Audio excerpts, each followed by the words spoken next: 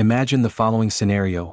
Tomorrow, China bans the export of all drones and, more importantly, all components used to build them: electric motors, controller boards for speed and power distribution, sensors, gyroscopes, GPS modules, video transmitters, miniature cameras, FPV goggles and helmets, flight controllers, antennas, power batteries, and many other crucial parts of an FPV drone. Banned for export to all but Russia. What might happen at the front? International politicians and military experts often say Ukraine is witnessing the first drone war, the war of the future. Yet everyone seems to forget that this war is possible only because China can supply both armies with the necessary equipment. More importantly, official Beijing sees political benefit in allowing the warring sides to continue fighting. That is why it does not block the export of the aforementioned products to Ukraine, despite it being the enemy of China's ally. When I hear that a Putin attack on eastern NATO countries is unlikely because his army hasn't captured Donetsk in 4 years, I must ask: are you certain that, for example, Poland would have access to the necessary components for modern warfare if active hostilities were to begin? China's priorities could change if Russia and NATO directly confront each other. The Middle Kingdom may well be interested in seeing Moscow achieve a decisive victory over the alliance in Europe. Now listen closely. The Chinese people are not afraid of violence. They are independent and strong. Today, humanity once again stands at a crossroads between peace and war. Dialogue and confrontation, mutually beneficial cooperation or feudal rivalry. Humanity stands before peace and war. These words were spoken plainly from a podium in front of which infantry fighting vehicles, tanks, artillery, and missile systems rolled by. Why does Xi Jinping allow himself to state this reality so openly? Humanity stands between peace and war. Don't take this as a Marx quote. To understand this, one need not read that socialist theorist. Everything is already clear. The global capitalist system is based on competition, which can lead to war. All the prerequisites are in place and preparations are in full swing. The new White House administration is cutting security funding for Europe, including the Baltics, allegedly shifting focus to the Pacific, where China is seen as the main adversary. We are not evaluating this strategy. We are simply stating it. And this is not about secret plans being drafted in Pentagon offices. It is the position that American officials are voicing openly. The United States must concentrate on containing China. Trump has ordered the Pentagon to prepare to contain Russia and China. Secretary of Defense Pete Hegseth announced this.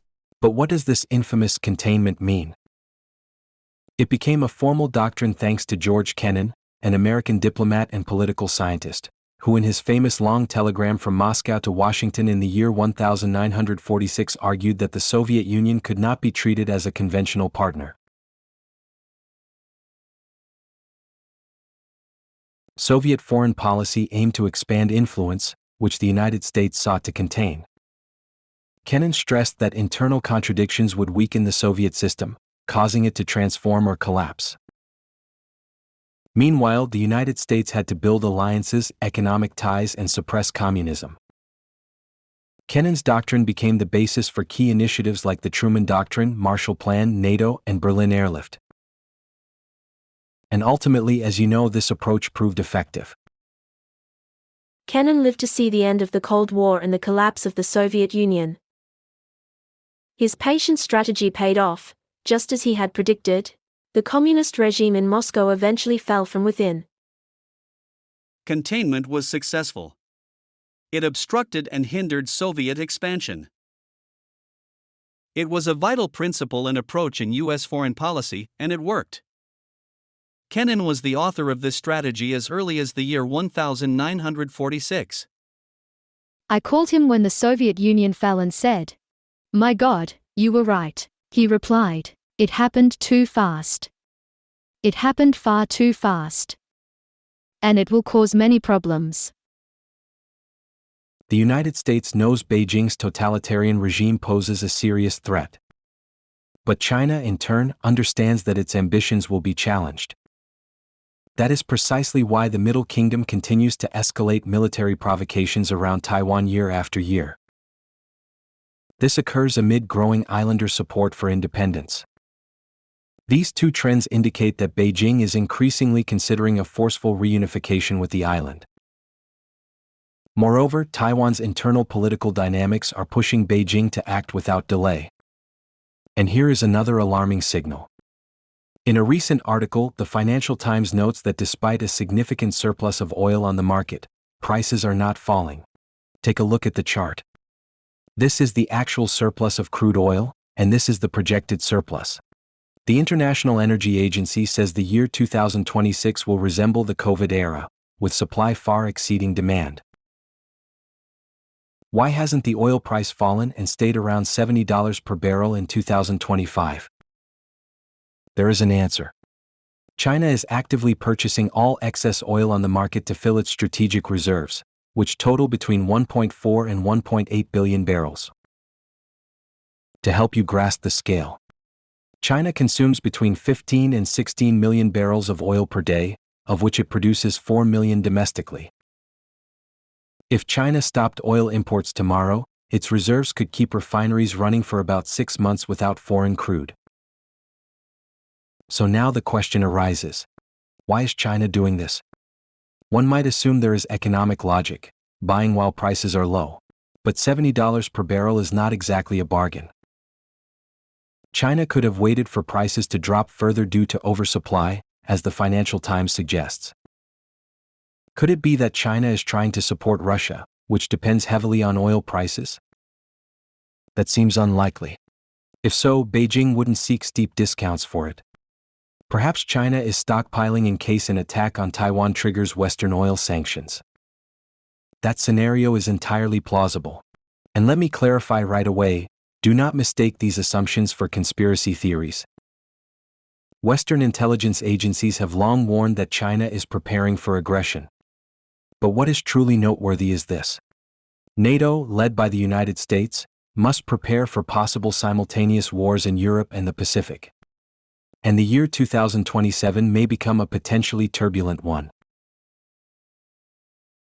Let us be realistic. If Xi Jinping decides to attack Taiwan, his first move will be to call his junior partner in this matter, Vladimir Putin, who resides in Moscow, and say, "I am going to do it, and I need you to distract them in Europe by attacking NATO territory." In other words, NATO leaders discussed the real possibility of Moscow and Beijing coordinating attacks on two fronts, including Taiwan. Naturally, a reasonable person might ask, why would China want a war between Russia and Europe? After all, the European Union is a major export market for China. But a reasonable person, by definition, does not understand the logic of dictators. When I make a video titled "Europe, Dig the Trenches: Warning of a Russian Invasion," I don't mean Moscow will suddenly strike every NATO country.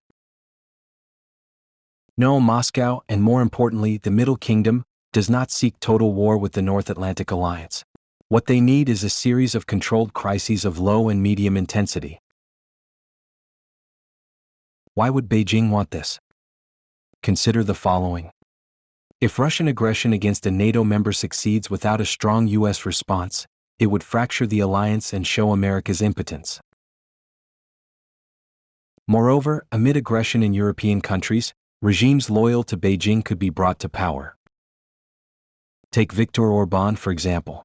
He is more pro-Chinese than pro-Russian. In Hungary, Chinese automobile factories are being built, the battery and green energy sectors are being developed with Chinese capital, and China leads in investment volume. The same applies to Andrej Babiš, who might return to power in the Czech Republic this year. He promoted Chinese projects and is known for Euroscepticism. In general, parties commonly labeled as pro-Russian are also pro-Chinese. For instance, Alternative for Germany. Investigations suggest politicians from this party received funding from Beijing. Thus, China may well be interested in intimidating European voters with Russia, prompting them to vote for parties that promise reconciliation with Moscow. Most importantly, according to the NATO Secretary General and Supreme Allied Commander, China could use a conflict between Europe and Russia to forcibly reclaim Taiwan and force the United States to deal with two simultaneous threats. Chinese Foreign Minister Wang Yi told the High Representative of the European Union for Foreign Affairs and Security Policy, Kaja Kallas, that China cannot afford a Russian defeat in Ukraine, fearing that the United States would then shift its full attention to Beijing. Just analyze recent developments. Putin and Lukashenko are holding Zapad 2025 exercises, leading Poland to close its Belarus border. Beijing temporarily loses a major land route to the EU. Dozens of trains with Chinese goods are blocked. This would be a serious blow to China, as the EU is its top export market. One would expect Beijing to call for de-escalation, yet it does not. Instead of standard diplomatic language, the Chinese foreign minister personally travels to Poland to persuade Warsaw to lift the blockade. Against this backdrop, Moscow could have de-escalated. But the Kremlin acts differently. Russian MiG-31 aircraft violate Baltic airspace, and drones from the Shadow Fleet fly over Denmark, Norway, and Sweden for several days. In response, Warsaw yields and reopens the border.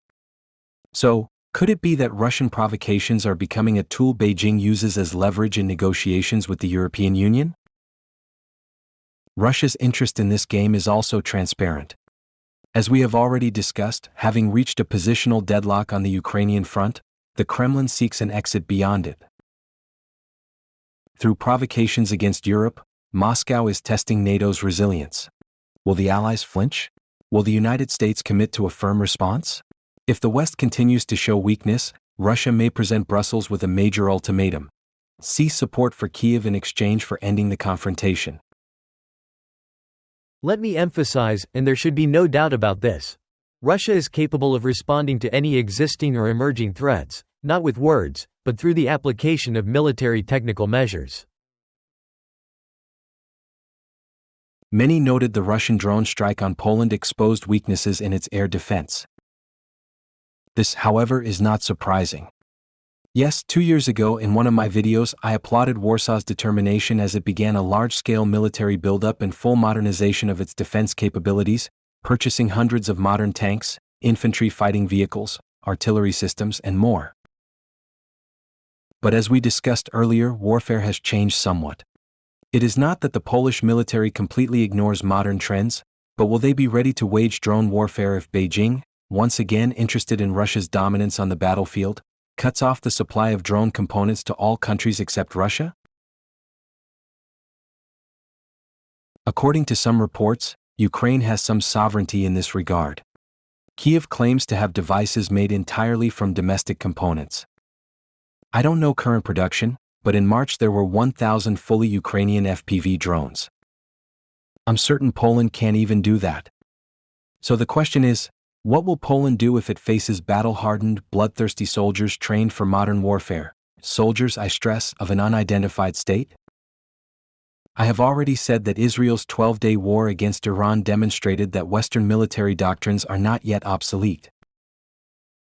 But do not forget, Iran and Israel do not share a land border, and that Middle Eastern conflict did not involve ground forces. Perhaps my alarmism is excessive, and I am simply underestimating the potential of Europeans when it comes to defending their homes. But so far they have not shown the same resolve that Ukrainians have. And that is a mistake. Russian drones have been buzzing over Europe for more than just a few days. And regarding your question about whether we plan to attack other countries, no, we do not plan to attack other countries. We did not attack Ukraine.